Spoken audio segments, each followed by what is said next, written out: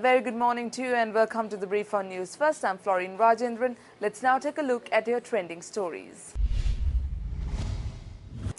Tensions flared in the Talawakale area yesterday following an incident where a young man being chased by the police had jumped into the Upper Kotmale reservoir and drowned.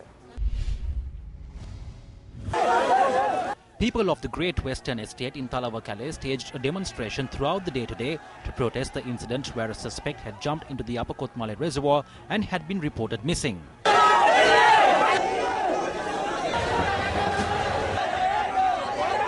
The traffic flow along the main road came to a halt for over 3 hours as a result of the demonstration.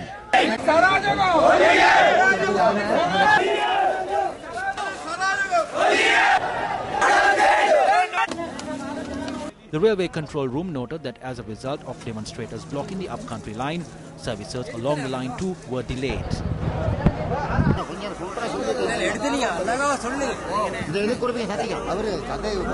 While the demonstration was underway, a search operation confirmed that the body of the young man was in the Upper Kotmale reservoir.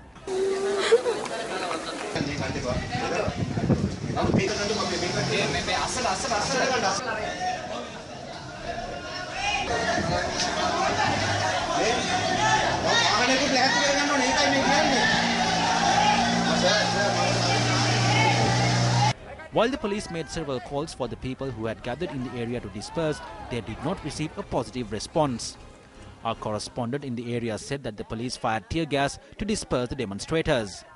However, issuing a communique, police media spokesperson SSP Ajit Rona said that he had been informed by the SSP of Nore Elia, Anur Abe Vikrama, and the OIC of Talawakale that tear gas had not been fired.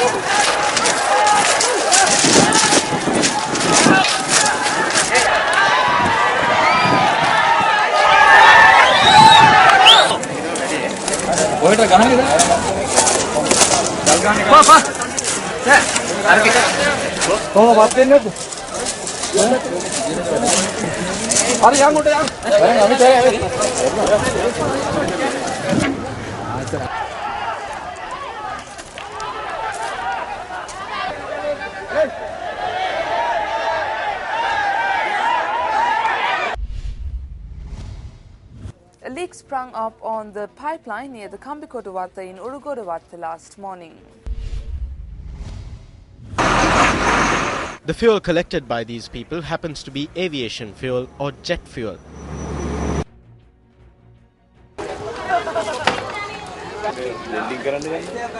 The leak sprung up on a pipeline carrying jet fuel from the Colombo harbour.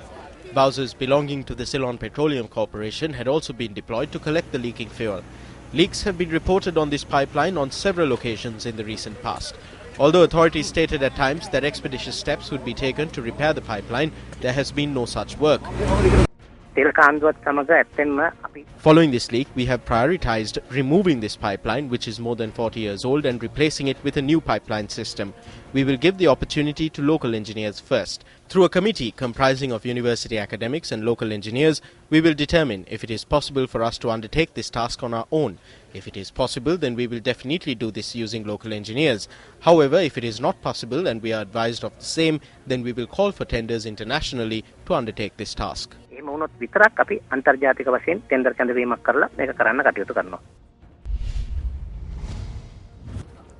Issuing a statement, Mohan Piri says that he has not resigned or vacated his office of Chief Justice. Piri says that maintaining the dignity and decorum associated with the office of the Chief Justice and ensuring its respectability and propriety is his prime concern. In his statement, Mohan Piris notes that he was appointed by a warrant to the post of Chief Justice with the concurrence of the Parliamentary Council, which comprises of government and opposition members. He says that he finds himself displaced from office due to exertions by external forces reinforced by an extrajudicial chain of events. Noting that he could only be removed from the office of Chief Justice as per Article 107, Part 2 of the Constitution after an address of Parliament, Mohan Piris adds that it appears that the executive has now sought to arrogate to itself a non-existent power by usurping the power of the legislature and thus engaging itself in an unconstitutional process. Opposition leader Nimal Siripala de Silva says that he is prepared to face the general election at any time. The opposition leader made this statement in a communique issued in response to Prime Minister Ranil Wickremesinghe's statement that Parliament would be dissolved after the 23rd of April. In his statement, the opposition leader points out that only President Maithripala Sirisena, who is also the president of the Sri Lanka Freedom Party, has been vested with the power under the constitution to call for a parliamentary election. Nimal Siripala de Silva recalls that the SLFP and its parliamentary group have agreed to cooperate with the 100-day program in opposition. The opposition leader points out that in the midst of such cooperation being extended, SLFP supporters continue to face intimidation and pressure, adding that he has called for a debate in Parliament regarding the matter on the 10th of this month, where he will call on the government to provide compensation for damage to property and other damages. And that's a wrap of the brief here at News First. For the News First team, I'm Florine Rajendran, reminding you to always stay briefed.